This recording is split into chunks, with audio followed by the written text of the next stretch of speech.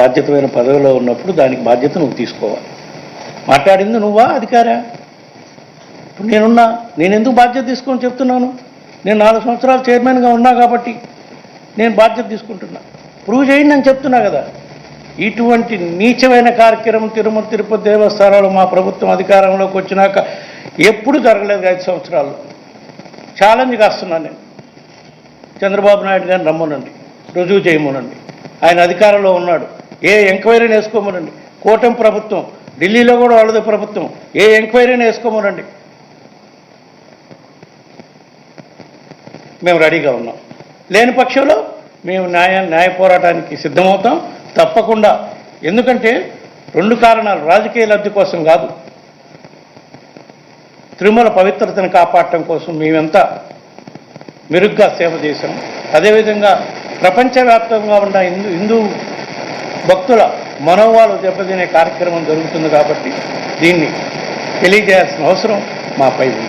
దానికోసమే న్యాయస్థానానికి పోయి వేసేసే కార్యక్రమం కూడా చేస్తాం.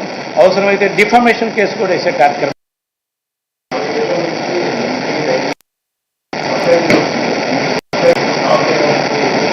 అట్లేం లేదమ్మా, స్టాప్ చేయాలని మాకేం లేదు.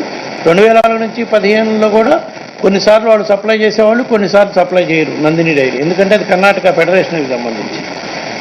మా ప్రభుత్వం అధికారంలోకి వచ్చినా కూడా కొన్నిసార్లు వాళ్ళు సప్లై చేశారు. అంటే పేర్లు వాటి జోలికి పోవడం అనేది టెండర్ సిస్టమ్. నేను ట్రాన్స్పరెన్సీగా పోవాలని టెండర్ సిస్టానికి డిబేట్ కాదలుచుకోవాలి. వాళ్ళు టెండర్ సిస్టంలో పార్టిసిపేట్ చేయడానికి కొంత ఎస్టేట్ చేశారు. దానికి కారణం వాళ్ళు చెప్పిన కారణాలు, వేరే కారణాలు ఉన్నాయి. అవన్నీ ఇప్పుడు మనం మాట్లాడుకోవటం కరెక్ట్ కాదు. బట్ సప్లయర్స్ ఎవరు అనేది కాదు, మనకి నాణ్యమైన గీ వస్తుందా రాదా, నాణ్యమైన గీ సప్లై జరుగుతుందా లేదా.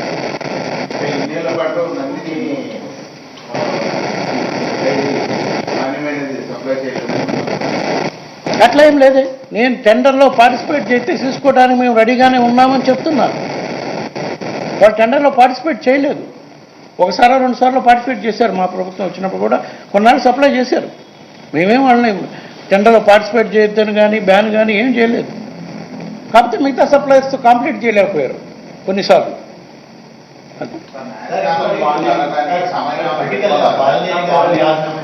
రాజకీయాలు నేను మాట్లాడనని చెప్పాను.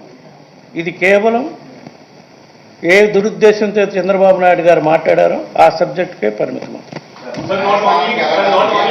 Let him complete. I will give. చూద్దాం, ఇమీడియట్గా ఆ కార్యక్రమం కూడా చేస్తాం. ఎందుకంటే లేట్ కాకూడదు ఇట్లాంటి విషయాల్లో. ఎందుకంటే భక్తుల మనోభావాలకు సంబంధించిన విషయం కాబట్టి.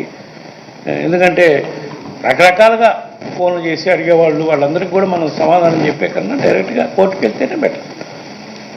Right. Chandrababu Naidu is not alone in making allegations. That BJP is also supporting those. So what's your